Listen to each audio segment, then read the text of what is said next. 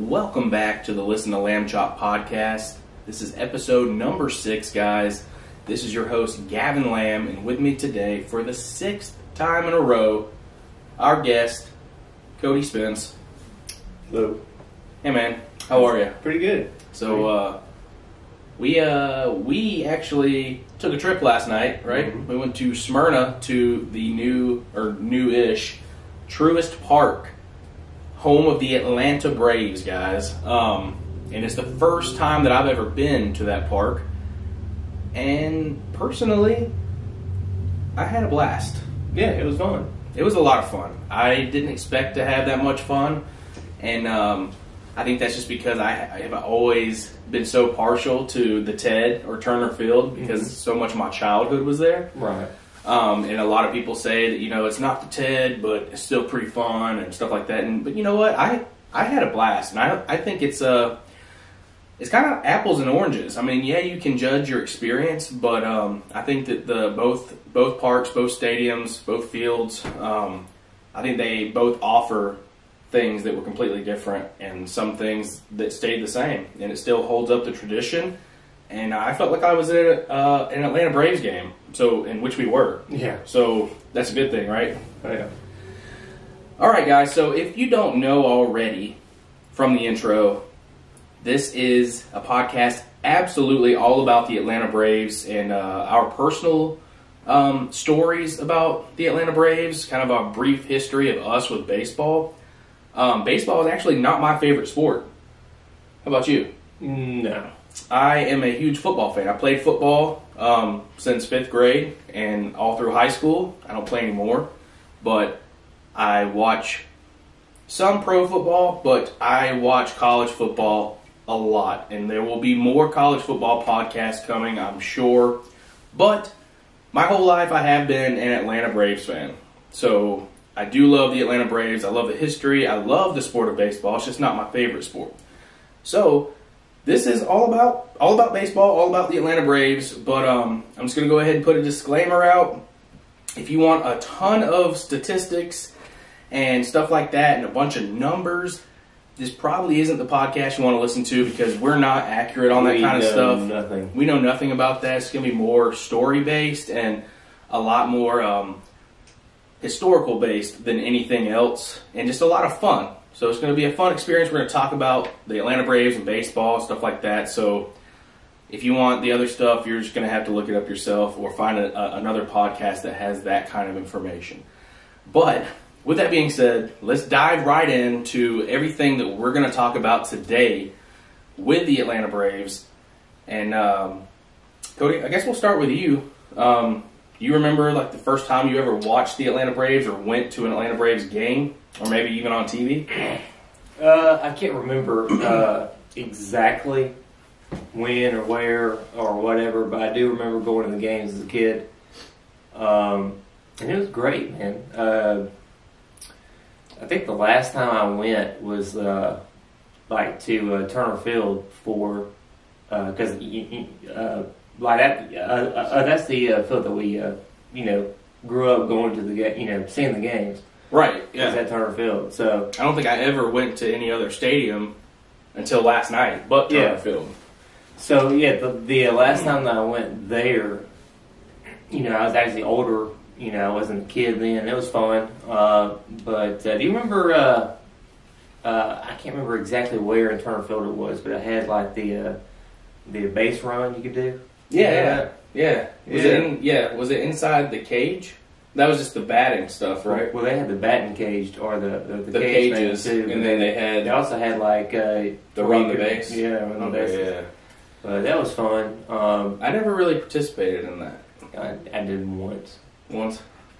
That was good enough for me. I think I would have been too nervous to do stuff like that. However, we did go one time with my Little League team, and they invited a bunch of Little League teams to go down and walk the perimeter of the field, and like a little parade before the game started and everything, and then obviously we were able to watch the game day. Okay. Yeah, this is a game day. Like we watched it, and then they gave us a bunch of cool gear, free gear and stuff, and then we were all able to watch the game afterwards. And one funny story about that was that my buddy Devin was with us, and his team for some reason didn't get invited, or they weren't going to be able to make it. But I asked my coach, and my coach said, yeah, he can come with us. Just tell him to wear his team's jersey or whatever. So he put his team's jersey on, and he was just like this gray and purple jersey following some black and white jerseys just behind us, and he got to walk the field with us. And he got a bunch of cool stuff, and it was a fun day. And I got to spend it with my best friend, even though, he wasn't even on the team. But it was fun. It was a good experience. Did you ever play baseball? Yeah, I played. I started off.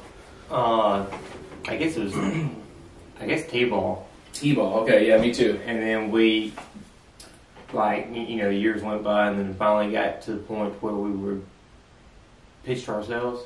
Okay, yeah. So you played for a long time. Yeah, I played for a little bit. I didn't play in school or anything. I didn't play in high school or middle school, but I played rec for a while. Like through 5th grade, or yeah, 4th or 5th grade, okay, something like that. That was kind of funny because my rec baseball team, like the players and the coaches, was the exact team that was my rec basketball team. So that was cool. Oh, really? That's wild. Same guys. That's funny. That's hilarious. Basketball and baseball, same team. It's like a club or something. So I played T-ball. I played one season of T-ball, and then the very next season was pitching machine. So I played one season of T-ball and then 2 seasons of pitching machine. And about that time, all my friends left baseball to play soccer. And I don't know why, because I think we could have done both. But for some reason, they didn't play baseball anymore. I wanted to be with my friends, so I just became a soccer player for a while. Funny enough. But you like soccer better anyways. I didn't like it better. I liked all sports kind of equally back then. And if I would have stuck with baseball, I probably would have played, possibly even played in school ball eventually. But I just never stuck with it long enough and never even got to the actual real pitching. No. Oh. Okay. Yeah. I had one T-ball season and 2 pitching machines seasons, and that was it. Oh, okay. So, I did one time hit like a grand slam, basically. It wasn't a grand slam. It was yeah. They were like, I think it was like 2 on base or something, and I hit it. No, I hit it over the fence. Oh. Yeah, just over. With a T-ball? No, not T-ball. Pitching machine. Okay. Yeah. Okay. Yeah. So that's impressive. I'm going to knock this thing off the stick so good. No. So, yeah. I knocked it out, and I got the game ball for it that day. One of my good friends was playing on the opposite team. We both had the same number. I think it was like number 22 or something like that. So we got pictures that infiltrated y'all's team and went to... No. Okay. Different friend. Okay. But we beat their team, and we had the same number. So our moms wanted us to get pictures of our jersey numbers, and it kind of became a running joke in the family because the picture just shows, I guess we have our glove in our hands, and she's just taking a picture of our back. So it says 22 and 22 on it, but you don't see what we're doing with our hands. You don't see our face. We're just standing there, and the fence is right there. So it looks like we were sitting there, and both of us were taking a leak on the fence, like peeing on the fence. And we were like, why'd someone take a picture of y'all peeing on a fence? And we're like, we weren't peeing. We were taking a picture of the back of our jerseys. And they're like, okay, 22 and 22, gotcha. It was kind of funny. So, back to the Atlanta Braves, though. Since that's our brief history with baseball, we have a little bit of experience, but not much. That's it. Cody sounds like he has more than me, actually. And so, basically, let's get into a little bit of the history of the Atlanta Braves. And we are just going to be Wikipedia warriors here, guys. We're going to look up some facts and figures and figure this thing out. Because even though I am a huge Braves fan, I'm not that big of a Braves fan that I've already done all my research in the past 20 years to find all this stuff out. So I'm going to learn with you. Well, I'm going to tell you right now, the only, the Braves team that I remember was the Chipper Jones era. Oh, yeah, dude. Of course. And then, everything since then, I have no clue. Dude, the last couple seasons of Chipper Jones was amazing, and then the team that was there at a couple of seasons after him was awesome. Like, I remember the 2014 season. We went to 4 or 5 games that season. We had some free tickets, some discounted tickets, and we had a lot of friends we were going with and stuff. And so we would go that season, and they had a really good team, like, for a while, and then they stopped winning for like almost a month. And it was just, I remember people were like, dude, don't shave your beard, nobody shave anything until they start winning. It was just like one of those things, and it was the season of 2014. But we'll get back to that in a little bit. Basically, let's just get into a little bit of the history here. The Atlanta Braves are an American professional baseball team based in Atlanta, the Atlanta metropolitan area. The Braves compete in the Major League Baseball, MLB, as a member club of the National League East Division. The team played its home games at the Atlanta Fulton County Stadium from 1966 to 1996 and at Turner Field from 1997 to 2016. Since 2017, their home has been Truist Park, formerly SunTrust Park, located 10 miles northwest of downtown Atlanta in Cobb County, Georgia. The Braves play spring training games at Cool Today Park in Northport, Florida. Of the greatest pitching in the history of baseball, consisted of the pitchers Greg Maddux, John Smoltz, and Tom Glavine. The trio, man. A trinity of just absolute amazing pitching. Steve Avery also was a significant contributor to the rotation during the period of 1991 to 1993. The Braves won the National League West Division from 91 to 93, and after divisional realignment, the National League East Division from 1995 to 2005. And they returned to the playoffs in the National League Wild Card in 2010. So they've had a lot of good seasons, but the last time the Atlanta Braves has actually won a World Series was in 1995. That was 2. Yeah.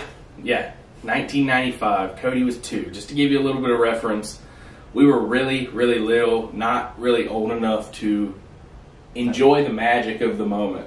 You know what I mean?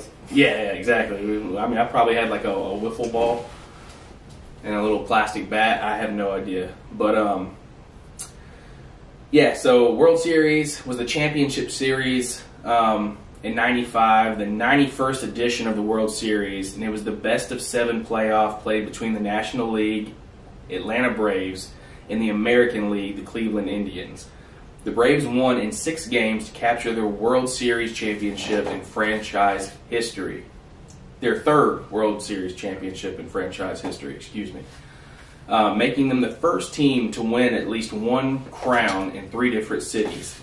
This was also Cleveland's first series appearance in 47 years and marked the resumption of the Fall Classic after the previous year's series was canceled due to a player's strike. The series was also remarkable in that 5 of the 6 games were won by 1 run, including the clinching 6th game, a 1-0 combined 1-hitter by Tom Glavine and Mark Ehlers. This was the first game since the LCS changed to a best-of-7 format, with the winner of the LCS via a sweep has gone to win the World Series. It has since been repeated in 2019 by the Washington Nationals, which we played last night. Go Braves! Woo! Woo! We won 8-4, I believe. Yep.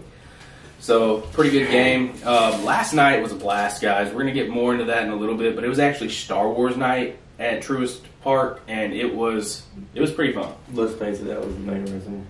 That was one of the main reasons we got tickets for this game. We are Star Wars nerds. Before anything else, we're Star Wars nerds, and when we found out that it was Star Wars nerd night at Truist Park to cheer on the Braves and Yoda, we had to go. So I guess I'll say that for later.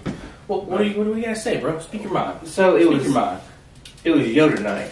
Yoda night, yeah, they were celebrating. How many Yodas did you see? Master Jedi Yoda. I didn't see Yoda, dude. I mean, I saw, hundreds. I saw hundreds of Yodas. Well, the hat don't count. On our hat, right here. The hat don't count, bro. The hat counts, bro. Look. All right, so they had people dressing up. You had Emperor Palpatine, you had Rey, you had stormtroopers, you had a lot of different characters. You didn't see nobody dressed up like Yoda. That is true. I didn't see a Yoda. Not one. There was somebody there. I'm disappointed. There was somebody there dressed like Yoda. We just didn't get to see Well, it. they didn't come find me. Well, that's true. Well, we had to find them. We didn't even go to them, unfortunately. We should have. We should have got more pictures. You know, we should just dress up like Yoda. We should have, but there were hundreds of Yodas, maybe even thousands, and I'll tell you why in a little bit. But so a little bit more, just diving into the history. So the Atlanta Braves, or not the Atlanta Braves, but the Braves were established in 1871, and they were actually known as the Cincinnati Red Stockings. They were established in 1869. What am I saying? Did I say 1871? This is Boston. I was about to say, that's the Boston Braves. Go down. Well, they were the Boston Braves. Yeah, but then you said something about the red what? It's stockings. And then The Red Stockings, bro. Is that how the Red Sox came to be? No. No. Mm-mm. Mm-mm. No. The Boston... What does that mean? All right, here we go. Let's just get into this again. Okay, the Cincinnati Red Stockings, established in 1869 as the first openly all-professional baseball team, voted to dissolve after 1870 season. Player-manager Harry Wright, with brother George and two other Cincinnati players, then went to Boston, Massachusetts, at the invitation of the Boston Red Stockings founder Ivers Whitney Adams, to form the nucleus of the Boston Red Stockings, a charter member of the National Association of Professional Baseball Players, the NAPBBP. That's a mouthful. Say it again, faster. NAPBBP. Yeah, I got it. That was good. I don't know. That was good. The original Boston Red Stockings team and its successors can lay claim to being the oldest continuously playing team in the American professional sports. That's pretty crazy. The only other team that has been organized as long, the Chicago Cubs, did not play for 2 years following the Great Chicago Fire of 1871. Dude, we're getting into some serious baseball history here. Two young players hired away from the Forest City Club of Rockford, Illinois, turned out to be the biggest stars. Pitcher Al Spalding, founder of Spalding Sporting Goods. Okay. There we go. And second baseman Ross Barnes. Barnes and Noble. Barnes and Noble. That's not accurate. It's not true. We don't think. Could be. I doubt it. Could be. Led by the Wright brothers. The ones that created the airplanes, you think? No. I think so. No. They were probably flying. Led by the Wright brothers, Barnes and Spalding, the Red Stockings dominated the National Association, winning 4 of that league's 5 championships. The team became one of the National League's charter franchises in 1876, sometimes called the Red Caps, as a new Cincinnati Red Stockings club was another charter member. That is wild, dude. So, I mean, this is all coming to a head. The American League's club owner, Charles Taylor, wasted little time in adopting the Red Sox as his team's first official nickname. Up to that point, they had been called by the generic, they've been called by the generic Americans. So they've just been called the Americans. Media-driven nickname changes to the Doves in 1907 and the Rustlers in 1911 did nothing to change the National League club's luck. The team became the Braves for the first time before the 1912 season. The president of the club, John M. Ward, named the club after the owner, James Gaffney. Gaffney was called one of the Braves of New York City's political machine, Tammany Hall, which used an Indian chief as their symbol. So that's how it all came to be. That's how the name the Braves was born. Lots of rich history here on Wikipedia, guys. Wikipedia.org. I know a lot of people don't like this source because you can go in and change anything. You can go in and hit the edit button and start typing away. So believe this at your own will. But I think this, I don't know, why would you make this stuff up? You know what I mean? You can't make this stuff up. You could, but I don't think they did. Hank Aaron, dude. One of the greats right there. Hank Aaron. Oh, yeah. Greg Maddux, Tom Glavine, John Smoltz. So, yeah, let's talk about a little bit of... So, we already talked about the pitchers. What are some of the best players after Glavine, Maddux, Smoltz? Other pitchers that I personally would put in some of the greats would probably be Craig Kimbrell, Chris Medlin, and Julio Teheran. They're a lot more modern to the game right now, but, man... When they were playing for the Braves, it was very exciting to watch, and I will say that for sure. Other players, greats, Chipper Jones, Okay. Andrew Jones. That's my boy. B.J. Upton, Freddie Freeman. Very exciting to watch them up at bat, I must say. Right? Yeah. Freddie Freeman on fire last night. On fire last night, dude. And... there's a lot of times that he is. He's one of the guys that they pick for however many home runs he gets in a game, he can get a free sub, a foot long, from Subway. I didn't get Subway. Well, we didn't go to Subway, but I don't even know if they're running that deal anymore. But he's been that guy before. He's the Braves dude right now, man. He's the Braves' newest Chipper Jones. Yeah. He's their franchise player. Like he's the Chipper now. And rightfully so, man. He's a baller. He's a beast. What were you going to say? Oh, I thought you were going to say something about Andrew Jones. My boy. My boy! Yes, Andrew Jones, awesome. We were talking a little bit about Star Wars night last night and everything, and super fun time. We went... we paid for parking in advance, which probably made things a lot easier for us. The walk was still about a mile to the park, but it wasn't a hard walk. It wasn't a bad walk. It was just like a mile. There's a couple long bridges through a couple parking garages, and then you finally make it to the Battery. And then after that, it's just kind of straight through the Battery. Well, the hardest part was when you leave the car. Yeah. Finding our way to the bridge. tunnel. To get out of the place was the hardest part, but it didn't take us too long. We got out of there, and once you got to the Battery, it's just a straight shot to the gate, and then you can go in, or you can hang out at the Battery and go to some of the restaurants and bars. There's live music playing out there. They got all kinds of stuff going on. They're selling the raffles everywhere. And then last night, once you entered the park, they had so many people dressed up like Star Wars characters. They had like Mandalorians, like people dressed up like bounty hunters, and then they had like all the Jedi out there. You talked about that yet? Stormtroopers. What about the Make-A-Wish? Yeah, so the night was all about Make-A-Wish Foundation, and that's what the hats were for and everything. So when you bought the ticket package, you made a donation. And I guess you could go as high as you wanted to, but as low as $3 to Make-A-Wish Foundation. And basically you got your seats, you paid the donation, and then you got your limited edition Star Wars Atlanta Braves baseball caps for free, basically. So, and they are $35 value. So, we got $70 worth of hats for free just by getting our ticket package and donating to Make-A-Wish. So it was pretty cool. You had to just go. We got in, we went to guest services, got our hat.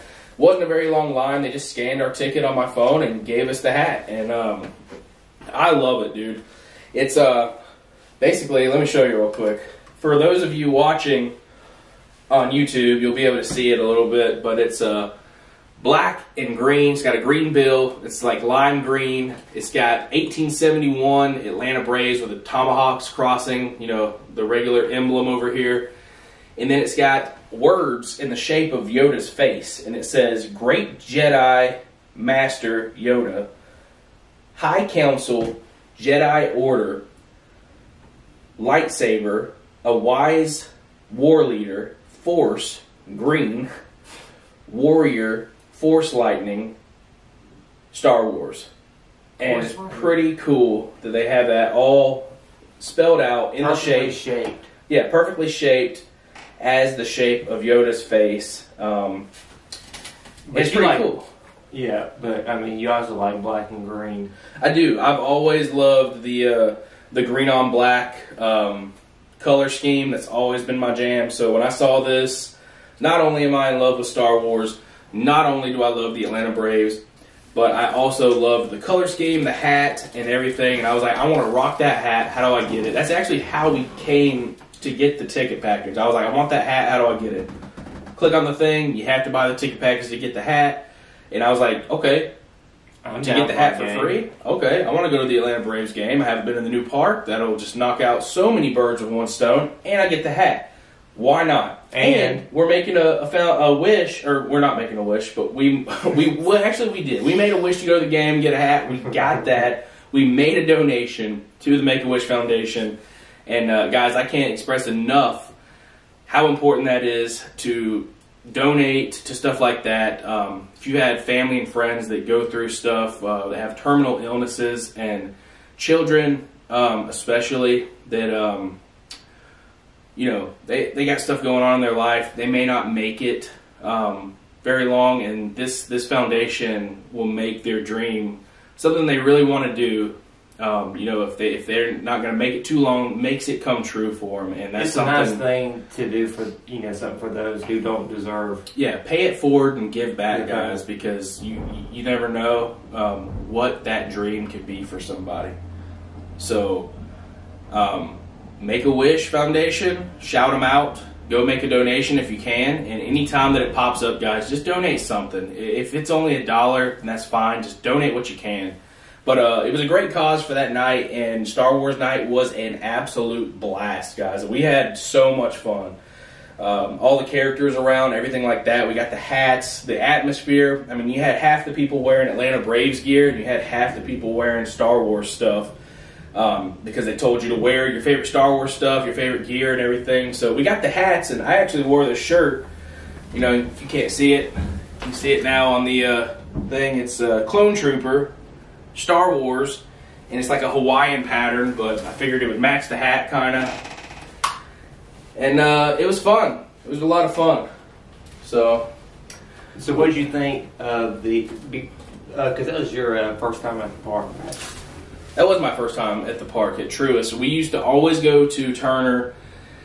And like I said a little bit, I think I was just partial to Turner because it was my childhood. That was your childhood home, or what I'm saying. Yeah, it was my childhood home. Yeah. It's like... so what'd you think of the new park compared to Turner Field?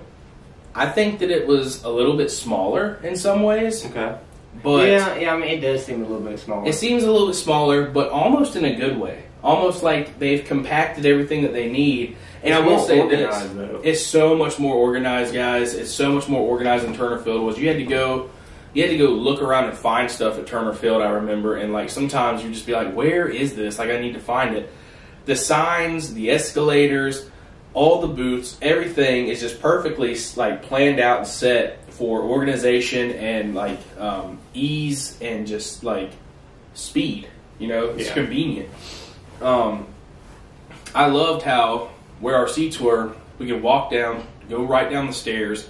You had 2 restaurants right there. You had 2 or 3 drink kiosks, and then you also had the restrooms all right there at the bottom of our stairwell. So I mean, and that was every section. I think that was at every stairwell. Yeah, every section had its own. So you didn't have to travel very far to find the restrooms. They're all right there. You just walk down. And you just walk down and go. And like it's so convenient. You don't miss much of the game. You can go down. And at not the kiosks, but at the restaurants, they have all these flat screens up top. Yeah. So when you're standing in line, you might be in line for 10 minutes waiting, and what's your something happens with that? With what? With the TVs. What do you mean? Where they don't have the TVs.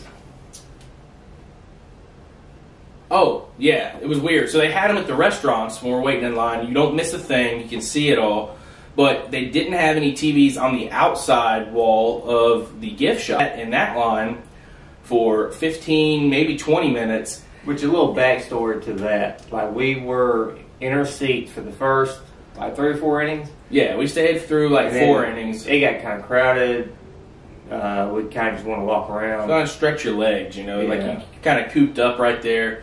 You're surrounded left, right, back, and forward, and you just kind of like, well, we've had 4 innings of experience of sitting in the stands. So then we just explored. We just want to stretch our legs. Yeah, we want to stretch our legs, go out, see some more of the park, and, you know. But see, that was great because while we were walking around, you could stop just about anywhere. And see a TV. And well, a TV, or if you're just walking around, you still have a great view. Yeah, there was so much. So, like, I remember at, like, Turner, there, like, the areas, like, you know, that walk-around part right there, you couldn't see anything of the park. It was all blocked off. It was all concrete, right? You had to go up into the stands to see anything. And there was just, like, the alleyway right there that you could walk up in and barely see something. This was open all the way around, all levels. Yeah. To where you could see at any level. Yeah, you could see at any level, and they had like a bunch of open areas where there's like a bar top where you could stand at and have your food and drink there and stand and eat and watch the game. And I mean, think about it. If you have an off day and you're sitting around, you don't have much to do all day, you're sitting around waiting on game time, then you have to drive to the park, you're sitting down driving. By the time you get there, maybe you don't want to sit in a seat and watch the game. Maybe you do want to stand, stretch your legs, and have some fun. So, I mean, there's lots of stuff you can do, lots of places you can still see the game, but we couldn't see the game while we were standing in line for 20 minutes at the gift shop. They had TVs in the gift shop, but not on the outside of the gift shop. And that was when people were scoring. That's when people on both the Nationals and the Braves started scoring a lot, and we heard all the cheers, and we were missing all of it. Cheers, boos, we had no clue what was going on. And we could barely see the thing. We saw something that said safe one time, then we saw something that I think they scored like one of them scored a home run. Somebody scored a run, yeah. And everybody was screaming, cheering, but we could not figure out what was going on. We couldn't figure it out until we got up there. And the person letting us in, because they could only let so many people in the gift shop at one time, was telling people what was going on because the TVs were right there on the inside you could see. So it was kind of interesting. But I think that's one fix that I would make of the place. You know, just put one screen like out by the wall. It's a big screen right there. One big screen. So everyone in line can sit there and watch the game while you're in line. I mean, they did it for every other place. Why not just put one there? You know. But I mean, that's a very minor complaint in the total and of everything. And I think, I mean, we had a blast. It was a fun time, and I think comparing Truist Park to Turner Field, I think that it's apples and oranges, really. I think, you know, I don't like it better or worse. I just think that I like it It's different. still a Braves game. Yeah, it's a Braves game. All the magic of being at the game and cheering on the Braves was still there. I did like the area, though. Yeah. Cody, now I do have a personal problem with you. A bone to pick, kind of. When we were doing the tomahawk chop, why did you not participate? I don't know. Why would you not participate in the tomahawk chop? What? I was soaking it in. And the wave. Yeah, I wasn't doing the wave. Oh my gosh, this guy does not participate. We went to a pirate. This is off topic. We went to the pirate show. Yeah. And Blackbeard's like, on your feet. Say arg, we are pirates. Oh, I just want to sit down and watch the show. And this guy's just standing there. Like, he stood up, like Blackbeard said, but he didn't do anything. I raised my glass. You got this guy beside me. Arr! Yeah, man, I get into it. You know, it's fun.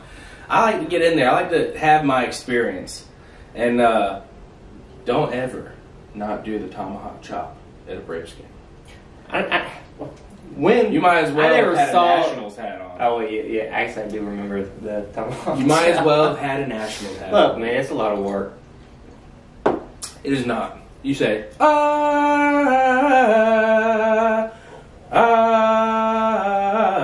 and you wave your hand back and forth, and it's magical and it's awesome. And you messed up. You missed out. I didn't mess up because I didn't do it. You did mess up because that's why you messed up, because you didn't do it. You missed out on the match. I was just soaking up the experience, and I was enjoying. I was enjoying watching you have a good time. Well, I'm just saying, yourself. You better be glad that the other Braves people around, the other fans, didn't mistake you for a national enemy, and then get chopped right in the head or something. You know, Gosh, got violent. You know, friendly fire tomahawk chop. You never know. Anyway, we had a blast there, and the reason we went to the gift shop was because I was looking for baseball cards. When I was a little kid, it's probably been 20 years since I bought baseball cards at a ballpark. See, I didn't know you could do that. Well, I just remember going to the gift shop when I was little, and one of the only things that I remember being able to afford was a pack of them. And I got like a holographic foil backed Chipper Jones card, and I thought it was the coolest thing, and I've kept it in plastic this entire time, and I still have it, and it's awesome. So I was looking for that last night, and we couldn't find them anywhere. It was all memorabilia and all like clothing, basically, until you got to the bottom. And then they had little trinkets like baseballs, little bats, the little foam finger, all that kind of stuff. Finally, I found little packs of baseball cards, and it was 50 in a pack for $15.99, $16. But I think it was pretty cool because they were all mixed by different teams, different eras of the Braves players. And so I got 2 of them. I paid $30 for 2 packs. So I got 100 different Braves baseball cards. Some of them were duplicates in the packs, but it didn't matter. It just leaves more room to try to maybe sell them off later or get them signed and sell them. So pretty cool. And actually, we're going to read off a couple of the big names that we got in those packs last night for you real quick, because they're really cool. And if you do watch this on YouTube, I'll probably do some B-roll later and put these cards on the video too. So if you want to check them out, it's pretty cool. You want to start or you want me to start? I can. What do you want to alternate? Yeah, you want to do that? Yeah, you go ahead. You got B.J. Upton. B.J. Upton. That's my boy, man. That dude is awesome. I got Ender Inciarte. See, Mike Minor. Mike Minor, what a good pitcher, dude. I got Malik Smith. Brian McCann. I got Alex Wood, and I thought that was a really cool card because he was a pitcher in 2014 for the Braves, and also he came from the University of Georgia. Go Dogs. Oh, Lord. See, Andrew Jones. Andrew Jones. That's like a vintage style card. Yeah. It's like not true vintage, but it's a vintage style. It's pretty cool. But he got like 2 or 3 different Andrew Jones cards that were all different. It was kind of cool. Yeah, it is cool. I could get them. Should get them framed or something. Yeah. Nick Markakis. Christian Bethencourt. Ooh, Christian Bethencourt. I got Evan Gattis. It's probably one of my favorite all-time Braves players ever. The dude is a beast, man. What did they call him? What did they call his nickname? Was it the white bear, the great white bear, the polar bear? I don't know what they called him. They called him something crazy, and he was a beast, bro. It's one of my favorites. Ronald Acuna Jr. Ronald Acuna Jr. That boy's unfortunately injured right now. Didn't get to see him play last night, and that hurt my feelings.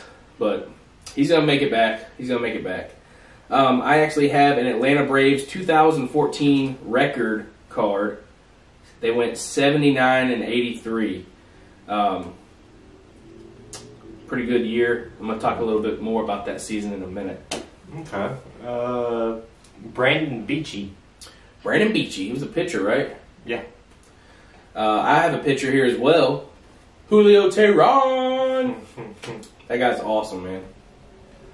I got another pitcher. Who you got? Chris Medlin. Chris Medlin, dude. Gosh, he was on the 2014 roster, I think. I got someone else from 2014 roster that I picked out. Andrelton Simmons, shortstop. We got a... Oh, dude, these last 2 I got are awesome. Awesome. Yeah, me too. I got 2 MVPs here. Oh. Greg Maddux. Greg Maddux. That's an actual 1995 Greg Maddux card. from both decks, they had a piece of actual history in them, like at least one. Really, really good card. This one was Greg Maddux from 1995. And I think Cody's also got the other big card. But I'll go ahead and knock one of mine out. I got outfielder Jason Hayward, guys. If y'all don't know who Jason Hayward is, then you're missing out on some really good baseball. Who you got, man? Chipper Jones. Chipper Jones. The Chipper Jones. Chipper made his professional baseball debut with the Gulf Coast Braves in 1990. 1990. And that's an actual, I think, a 1991 card. Wait, he used to play shortstop? Yeah.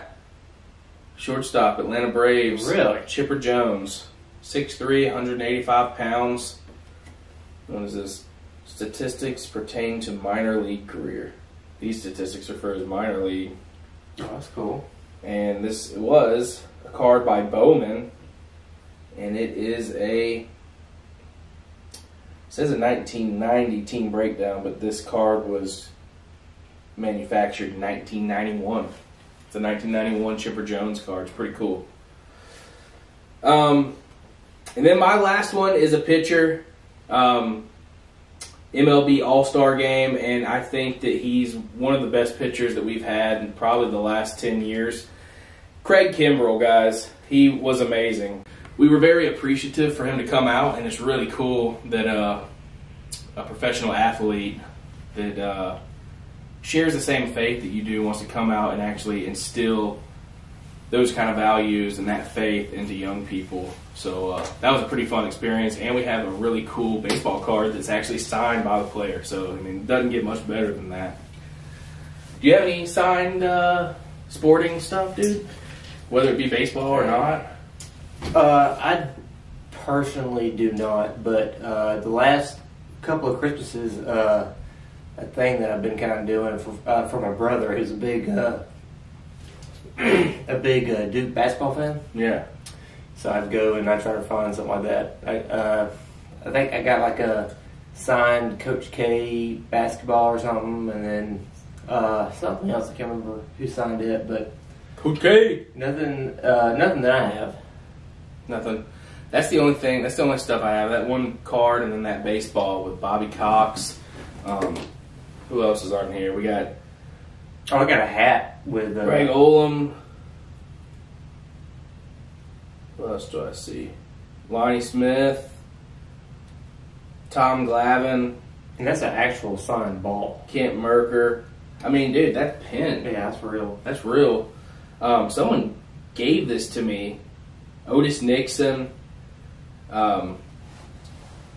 David Justice. I got a lot. I mean, they're just so awesome. And it's just awesome, cool. It's just so cool that Bobby Cox signed it too. I mean, the most winningest coach for the Atlanta Braves history, right? Isn't that what we saw? That's got to be the Let's best see. manager they've had. Let's see. Going to a list of Atlanta Braves managers. Go down the list of wins. Back in between 1890 and 1901, Frank Seeley won 1,004 games and had 649 losses. Keep going, and that's actually the absolute most until you get down to Bobby Cox. Get this, guys. Bobby Cox won 1,792 games and lost 1,315. Over how many years? Gosh, let's see. From 1978 to 1981. That's not right. No, 1990. What is this? American former baseball third baseman and manager in the major league. Oh, he's in there twice. Why is he in there twice? That's weird. Well, the bottom one is the one that... This is the one we're focused on. Yeah. From 1990 to 2010, guys. So, oh my gosh. That's a long time. That's a long Was he a time. manager 2 separate times? That's 20 years. It looks like right here, Robert Joe Cox is an American former professional baseball third baseman and manager in Major League Baseball. He first led the Atlanta Braves from 1978 to 1981, and then managed the Toronto Blue Jays from 1982 to 1985. He rejoined the Braves in 1986 as general manager. Okay. He moved back to the manager's role during the 1990 season and stayed there until his retirement following the 2010 season. The Atlanta Braves have since retired the number 6 in commemoration of Bobby Cox. He led the Atlanta Braves to the World Series championship in 1995. He holds the all-time record for ejections in Major League Baseball with a 158, plus an additional 3 postseason ejections, a record previously held by John McGraw.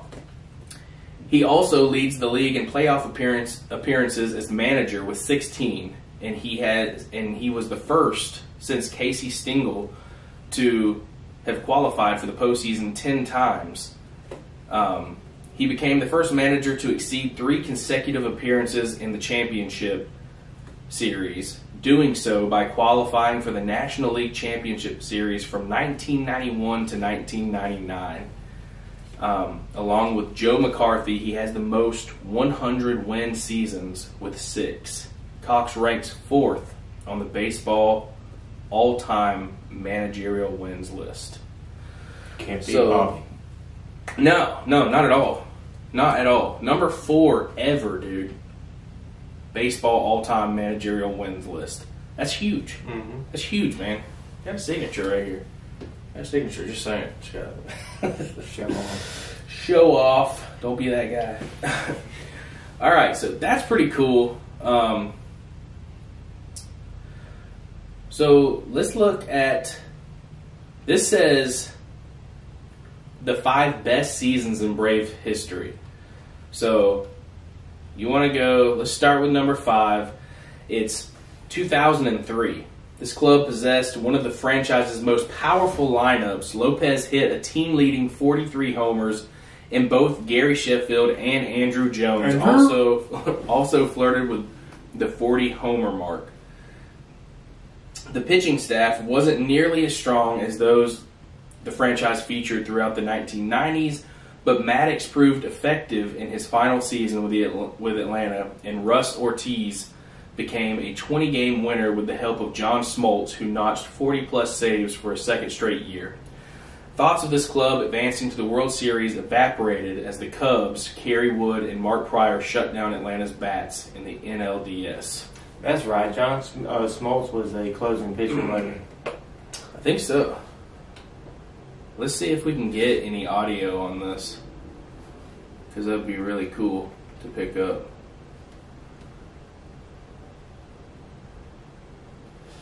We got 15 seconds, y'all. 10 seconds. 5 seconds. No, it's not 5. It's not 5 seconds yet. We're trying to pick up. We want to see if we can play this. Oops.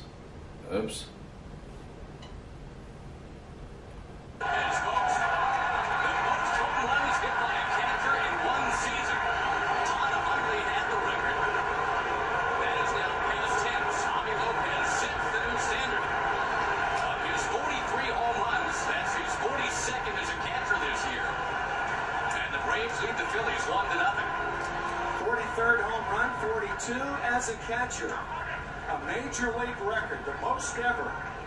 And boy, does he deserve a ton of credit. So that's pretty cool.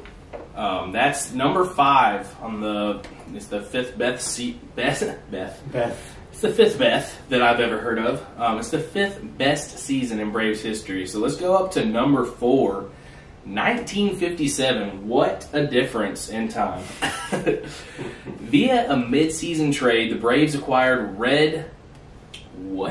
Schoendienst acquired Red Schoendienst and gained the final piece they needed to secure a World Series championship in what was just their 5th season in Milwaukee. So this is when they were the Milwaukee Braves. Schoendienst, I don't know if I'm saying this right, guys. I'm probably butchering it. I'm sorry. Added to the firepower within a lineup that included fellow Hall of Famers Hank Aaron and Eddie Matthews. Aaron hit 44 homers on his way to being named National League MVP, and Warren Spahn notched 21 wins to earn the Cy Young Award. Incredibly, this marked the only year either of these legends won these top awards.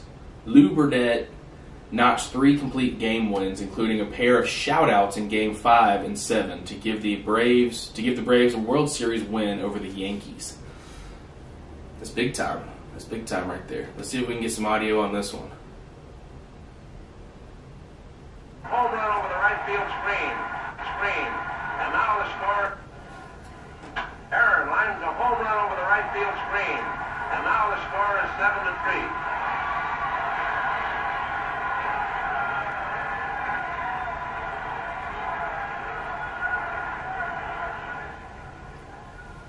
So, Hank Aaron's first homer over them, and he had 44 homers to name him National League MVP. I mean, just think about that. 44 home runs, dude. It's a lot. All right, number 3, 1995. This certainly wasn't the best offense the Braves possessed during the 1990s, and it wasn't their most dominant pitching staff. But this bunch produced a 101 win pace and provided Atlanta its first World Series title during the strike-shortened season. Chipper Jones' stellar rookie season was highlighted by many walk-off wins, and Maddox secured his 4th consecutive Cy Young Award. The emergences of power hitter Ryan Klesko and closer Mark Ohlers helped set the stage for David Justice to preserve Tom Glavine's season-ending masterpiece with a decisive solo homer. So let's check this out. This is David Justice's solo homer.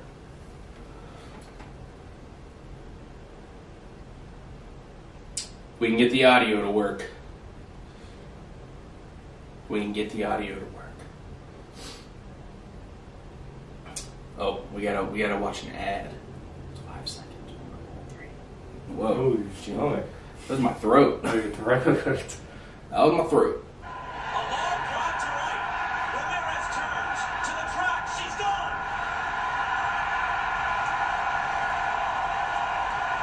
Wow.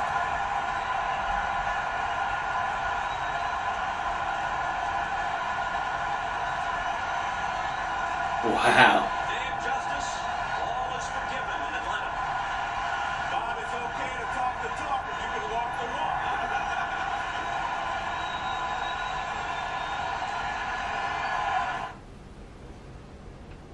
That's pretty cool. That was pretty cool. All right.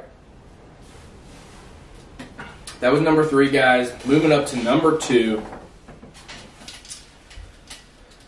We have the 1993 season. That's a good year. Good year, huh? Good year. When were you born? 93. 93. Hey, the year before that was pretty good, too. You know? All right. Other than the 1914 Miracle Braves, no team in franchise history had a better second half than this one. The late July acquisition of Fred McGriff sparked a 51-17 finish that enabled Atlanta to pass the Giants on the regular season's final day and claim a 3rd straight National League West crown.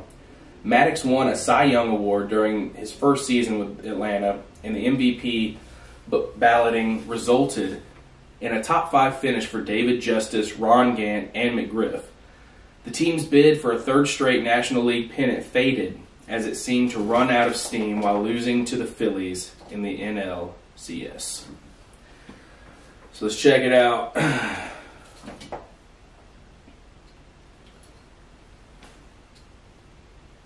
Are you able to hear these? Yeah. Gotta make sure y'all can hear these, because we're just trying our best to record this audio off of my Chromebook right now. So this is by no means very well planned. That's up the middle, base hit. Maddox makes a turn. Here comes the throw. It's going to be close. He's going to win. That's a bizarre, folks. Look at this just go to the slot. Right there. He reaches for him. Now, all he has to do is wait for him to come back. He jumped over him. He's digged out. What a great football play. This guy ought to He be jukes him. or something. That's unreal. He was out by about 6 feet. I can't believe it, Ernie. Wow.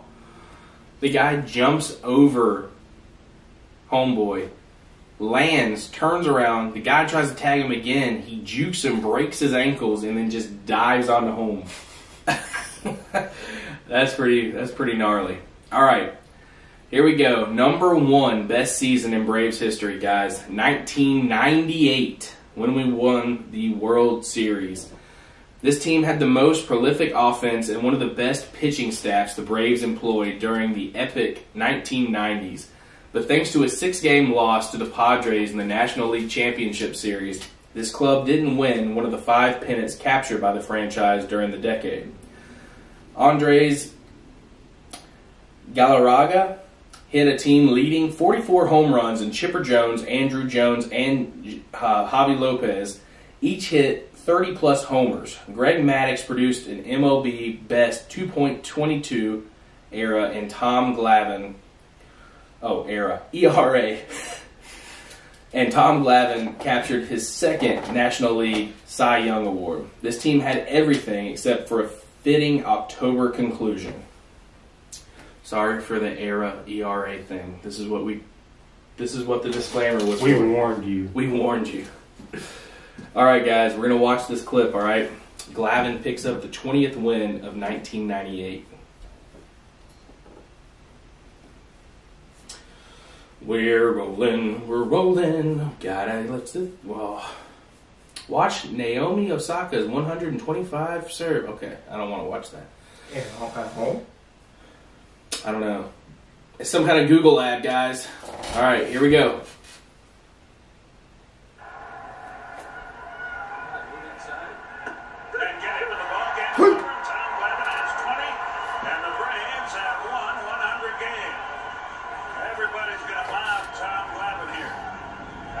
Come away a winner by a final score 5-0. And it's all right, smile, Tom. He's trying to keep it off his face, but there it is.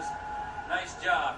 He won 20 games in 1991, 20 games in 1992, and 22-6 in 1993. And he returns as a 20-game winner here in 1998. Remember last year, he really struggled getting decisions. He pitched great, an ERA under 3, but only went 14-7. He was the tough luck guy last year. Tonight, he is our AutoZone player of the game and picks up his 20th win of the year against 6 defeats.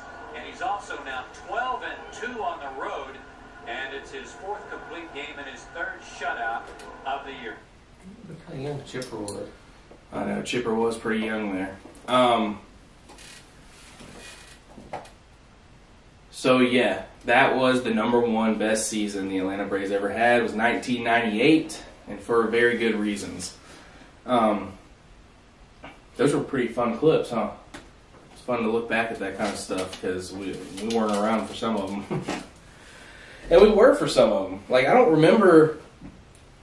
I guess I remember a little bit of the 1998, but not as much as I should. I mean, I was too young to be that excited about it, you know? What were you doing in 98? Playing with Yoda. Playing with Yoda. That makes sense. All right, so I typed in just to search the greatest 5 baseball teams in the United States, and unfortunately, the Atlanta Braves aren't on this list right now. So, guess we got some work to do. I don't know, but number 1 is the New York Yankees. Number 2 is the Boston Red Sox. Number 3 is the Philadelphia Phillies. Number 4, St. Louis Cardinals, and number 5, the Los Angeles Dodgers. Whether you agree with that or not, I don't know. I don't know if this lineup right here is biased or if it's all on statistics. I would hope that it's all on statistics and rankings and whatnot. But, you know, I just pulled that up just to see because I wanted to know if, you know, our beloved Atlanta Braves were on the list. And unfortunately, they're not in the top 5. Maybe they're in the top 10. I don't know. But let's see here. So right now, currently in the 2021 season, we got the, where are we at? National League East. Yeah. We are in the National League East. We are number 3rd. Number 3rd. Number 3rd. We are number 3.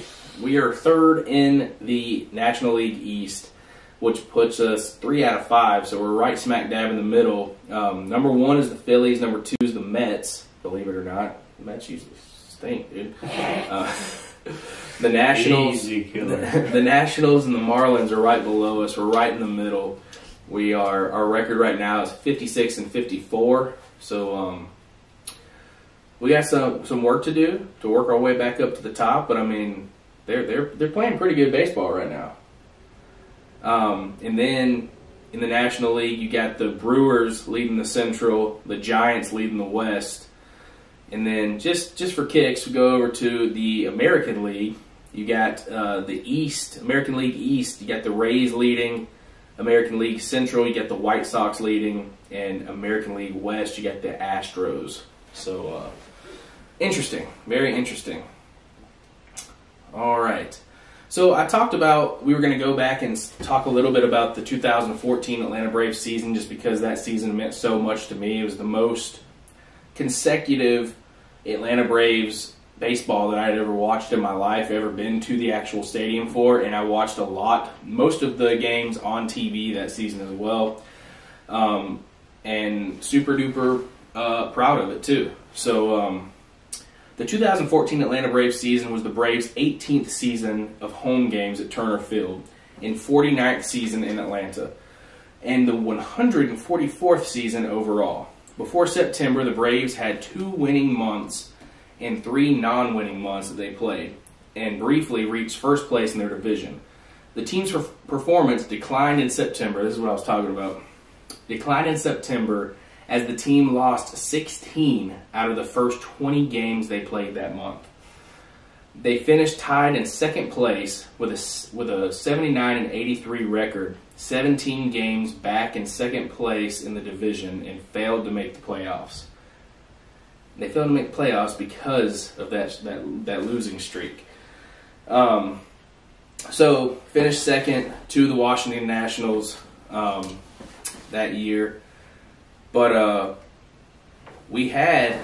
Let's just look at the roster for that year because this is one of my favorite rosters in baseball history. For me personally, 2014, I was in love with that team. They were awesome. They had Alex Wood from Georgia as a pitcher. I loved that because I was always watching him UGA, and when they said he was going to the Braves, I loved it. Other more notable pitchers that year were Julio Teheran, Mike Minor, Craig Kimbrell, and Gavin Floyd. Let's see, David Carpenter, Luis Avalon, and I swear, I thought Chris Medlin still played with them then. I don't see him on here though.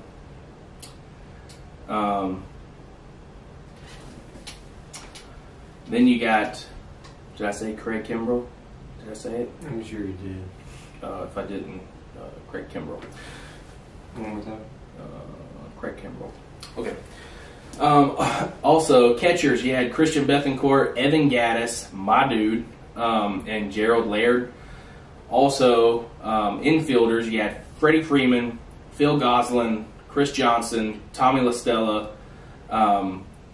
Ramiro Pena, Dan Ugla, dude. I almost forgot about Dan Ugla. And then, more notably than anybody else in the infield, Andrelton Simmons, for sure.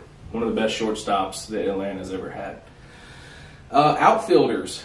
Here we go. Ryan Newman, Jason Hayward, Jordan Schaefer, Jose Costanza, Emilio Bonifacio, B.J. Upton, Justin Upton. I forgot about Justin Upton. Yeah. And then manager was Freddie Gonzalez that year. And coaches, Alan Butts, Doug DeCenzo, Lee Elia, special assistant, Scott Fletcher, Roger McDowell, Terry Pendleton, Eddie Perez, Horatio Ramirez, Carlos Tosca, and Greg Walker. So I absolutely loved this 2014 Atlanta Braves roster, guys. They were beasts, and something bad happened in that September month that just really it was some bad juju. But other than that, they had an amazing season, and yeah. Oh, did I mention Freddie Freeman? I don't know if you did or not. If I didn't mention him already, Freddie Freeman, Evan Gaddis, Greg Kimbrell. I think you missed the catcher. BJ Upton. No big deal. Oh, you want me to go through the catchers again? Christian Bethencourt, Evan Gaddis, Did you Gerald go Laird. the catchers? I did. Yeah, it was a joke. I definitely said. Okay. I just really like them. All right, 2014. They're like my favorite roster. You know, just personally. You got a favorite roster, favorite year of the Braves? Or just any of them that include Chipper Jones? Well, I mean, I wouldn't say that I have a favorite. Just the ones that I, grew up with was like, Andrew Jones, Chipper Jones, stuff like that. True that. All right, guys. We probably missed a lot of stuff to talk about. We might revisit this. Well, yeah, we missed a lot. We missed a lot. This is more of our personal accounts. Just us talking. Just us talking about a little bit of the Atlanta Braves and reading off some history to you. Like I said, we were just some Wikipedia warriors. We got some. Also, we had some other, I think MLB.com. We got some facts from there as well, but most of it was Wikipedia. We had a blast last night, and we just wanted to tell you all about it, tell a little bit about our experience and everything, and just tell you a little bit about our love for baseball. And it's not the most hardcore love. It's not our favorite thing in the world, but we do enjoy it. We enjoy going to the Braves game and having fun, and the atmosphere is always just on fire, dude. It's pretty cool. So to close this thing out, just for fun, which American League team is your favorite, or that you would be a fan of? American League? Yeah. So Braves are in the National. What American League team would you favor? White Sox. The White Sox? Yeah. Okay. Mine would definitely. I have no reason for that, but you have no reason. I just like them. I just like the White Sox. Now you said before I'd kind of like the Yankees. Well, the Yankees, because I think my dad kind of watched the Yankees a little bit. My brother was a big Yankees fan. Okay. But I will say, and you can call me a nerd, but I played MLB. The show. MLB The Show. And I made a picture, and I got drafted to the White Sox. The White Sox. And that was amazing. That's how I did it. All right. That's fair enough. I think I would have to pick the Tampa Bay Rays because as a kid, my family being in St. Petersburg, Florida, like right next to Tropicana Field. That just sounds fun. Yeah, it was just, my uncle took me to a couple games. I've probably been to 2 or 3 Rays games in my life, and watching the games with him, we were in town and everything. It was just a fun experience, and if second to the Atlanta Braves, I'm definitely a Tampa Bay Rays fan in the American League. And then also, just for fun, just for, hypothetically speaking, hyper obviously, if you were a pro baller, which position would you be playing out on the field? In Little League, I played second base. Really? Yeah. You enjoyed it? I enjoyed it, and then I got mad and they moved me. So I was right field, I think. Yeah, I'd rather do second base.